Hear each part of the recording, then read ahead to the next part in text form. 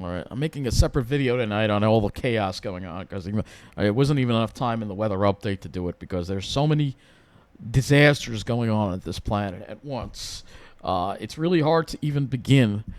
Yellowknife. We're going to start with Yellowknife. Yellowknife is being evacuated. That's right. The entire city of Yellowknife in Canada is being evacuated due to wildfires, and it's incredible. We're going to take a look at these wildfires here and take a look and show you. We can get sort of a view here. There are a lot of clouds here in this satellite image. You know, we can go to the MODIS instead and look at the MODIS and kind of show it to you here. What's going on here? So you can see all these fires going on here in Yellowknife, and you can see also in British Columbia we have wildfires. Let's just put the add layer feature on and show you all these wildfires that are burning right now in Canada. And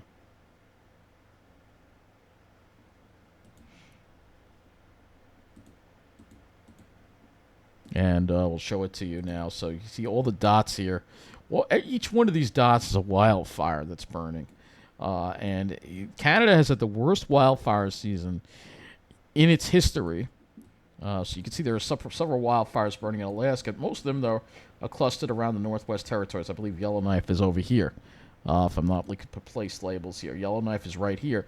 And you'll see lots of wildfires circling the city. We have wildfires here in Canada. We have wildfires in British Columbia. We have wildfires in Washington, in Oregon, wildfires in North California as well. It's really incredible, and I still think we have some burning in. Yep, they're still burning in Quebec too as well.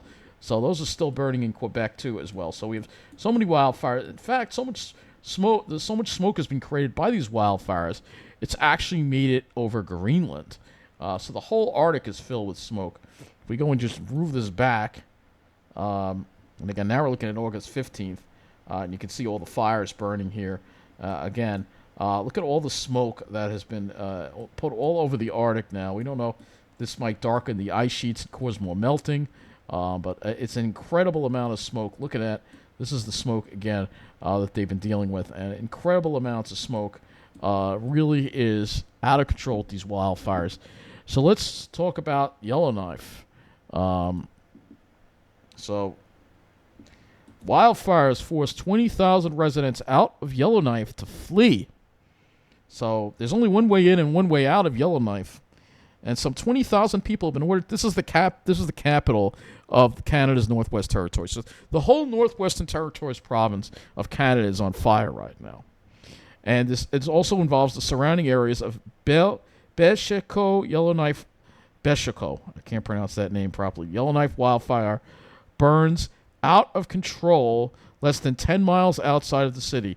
More than 230 active fires are threatening other cities and towns in the region. So I think that's just Northwest Territories, 230 fires. The order to evacuate was issued by the Minister of Municipal Community Affairs on Wednesday, forcing Yellowknife and Ingraham Trail residents to flee their homes and businesses by car and plane. Residents of First Nations communities of Dinilo and Deta were also ordered to evacuate. Authorities told residents they have until noon on Friday to evacuate, and without rain, the inferno could reach the area by the weekend. So the government's status update reads these fires remain out of control, and as of Tuesday, the fires around Yellowknife can be seen from space. And you can see here's an image of them right here. Air tankers flew missions throughout Wednesday night to combat the blaze, according to the government's Department of Environmental and Climate Change. Firefighting crews have been doing their best to put out hotspots, while others have tried to protect cabins and other structures around Highway 3, the main road west out of Yellowknife. In the city itself, officials are taking protective measures, including turning on sprinklers and creating fuel breaks. Images of the blaze are heartbreaking. Photos and videos appearing across social media platforms show bumper-to-bumper traffic as residents try to flee out of the area. Others show vehicles traveling along the highway engulfed in smoke with smoldering trees lining the road. So you almost have to drive through the fire to get out of there because the fire's from the west and the only road that goes out of there is west. Hoping for the best but prepared for the worst. I'm not going to read this whole thing here, but this is there are evacuation flights available, and hopefully they're going to do a better job on evacuation than they did in Hawaii. So This thing that happened in Maui right now is absolutely terrible.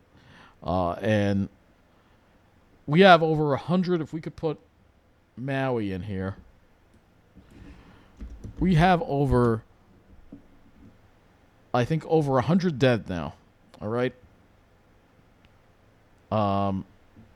Let's see if we can find that information. I think it's over 100 dead. And everything has been destroyed in that town. Everything.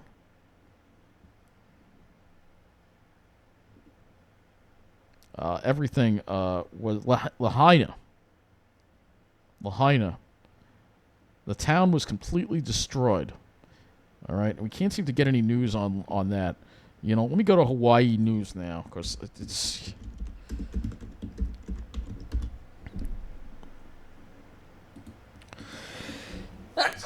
Excuse me. Sorry.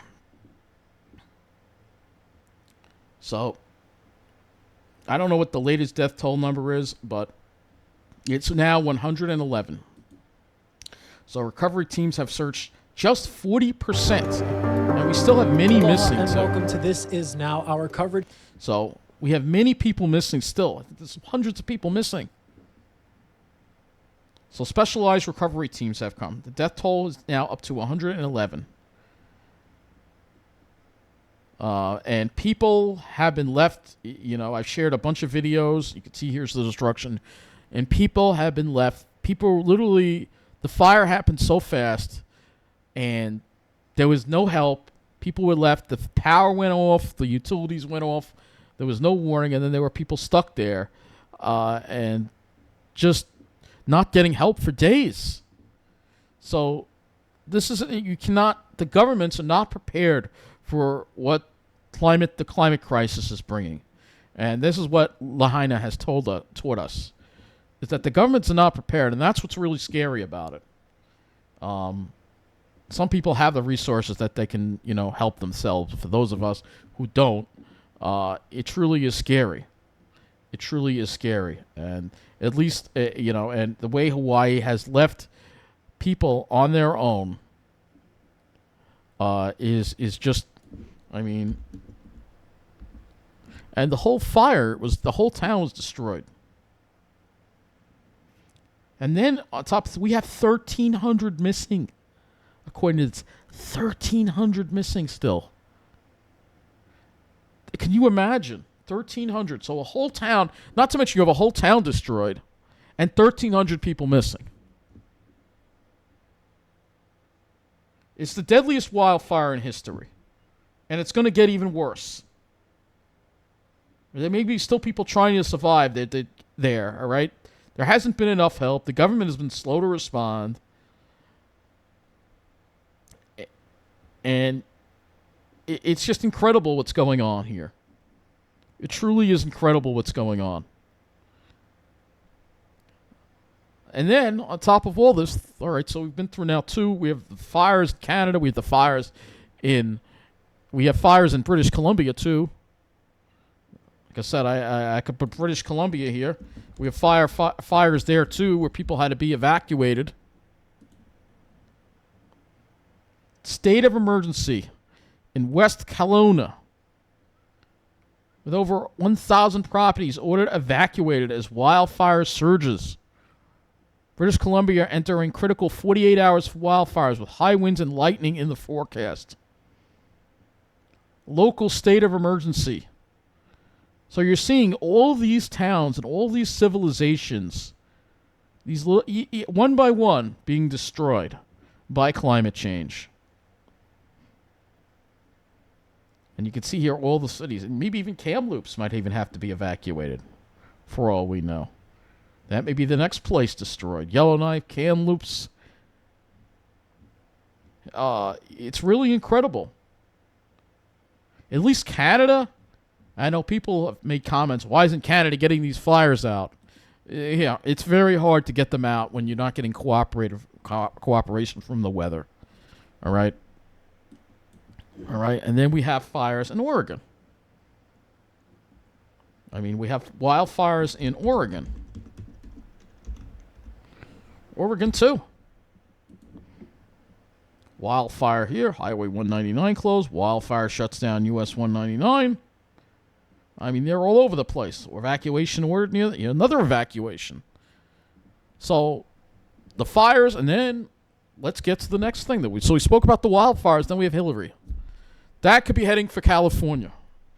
A hurricane. And the models are completely underestimating just how bad this storm could be.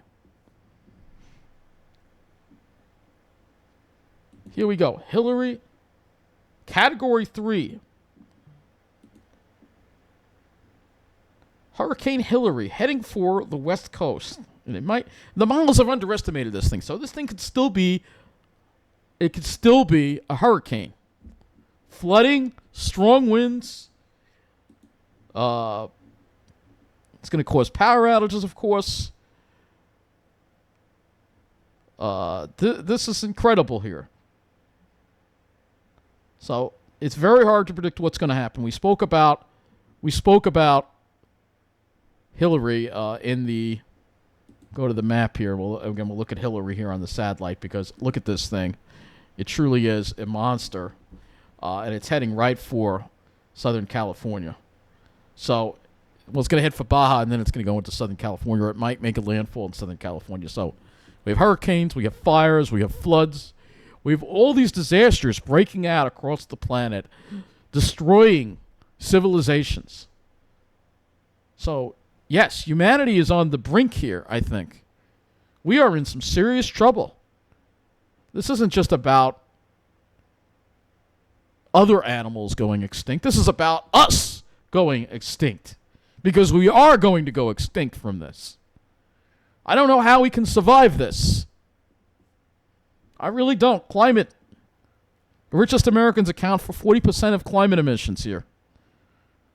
How climate change drives heat wave. I think I've read that for you. Here's another one. Heat waves in Europe.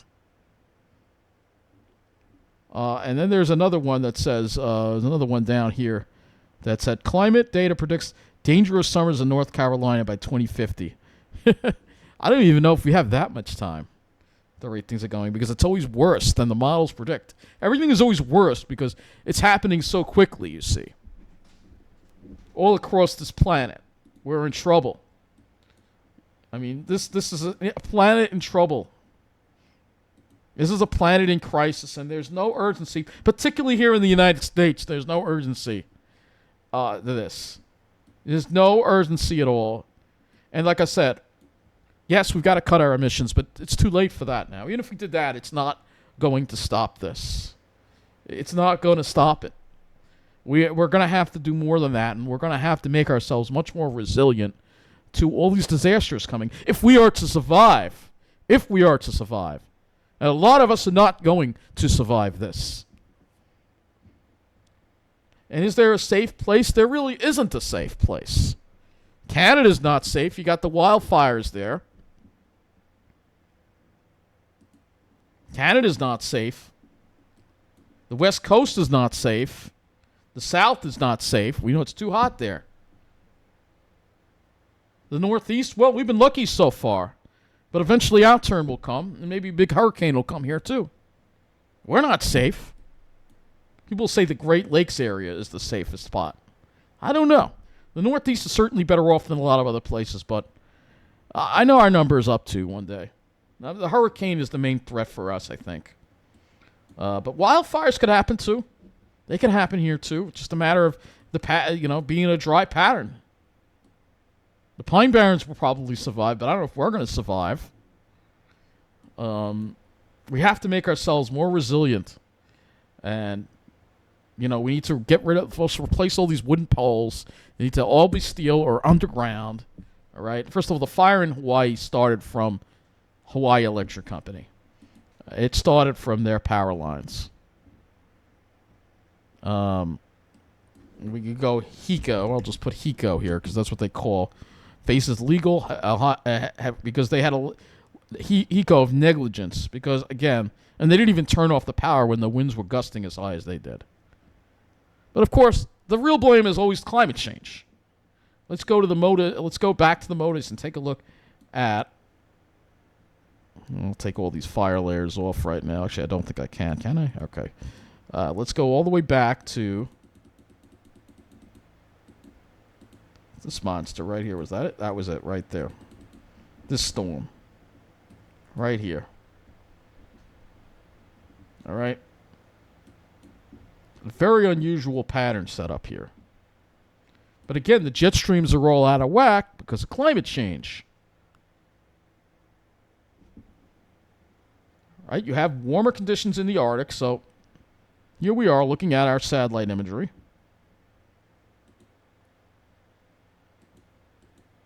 We have warmer conditions in the Arctic. The jet stream is fueled by the difference between the poles and the equator. And as the Arctic rapidly warms, the jet stream is going to get weaker, and the weather patterns are going to get more crazy and more disorganized. And like I said, you'll be looking at back at this year in a couple of years thinking, hey, 2023, that wasn't so bad. Yeah. Wake the hell up, people. I make this video because I see people driving around in gas-guzzling pickup trucks with no damn clue as to the deep trouble we're in.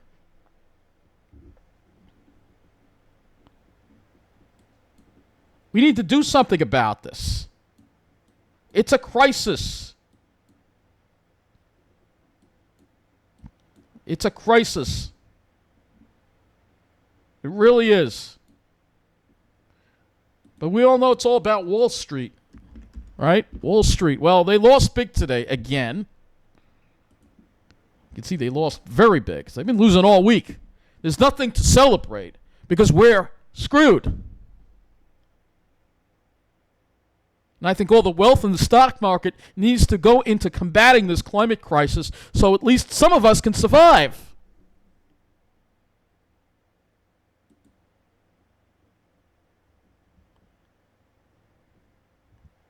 So, I don't want to make this video too long, but, and again, we're hiking fares on transit. It's the wrong thing to do. We're raising fares on transit when we should be lowering them. Because transit is going to need to be the way people get around. We cannot be driving around in private vehicles anymore. That's over. People, particularly in the United States, need to get it through their thick heads that if we don't change our ways, we're going to be gone.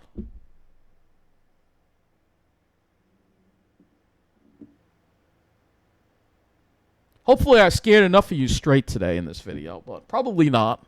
But I'll keep trying in hopes that maybe someday, some way, some little shred of dignity in humanity will come to the surface. But right now, we're not seeing it. We're not seeing it at all. And lastly, you're already seeing what has happened in Hawaii. There's even been people. Oh, we have wildfires in Tenerife too. Oh, another wildfire. I mean, literally, it's all over the place. The whole planet is burning.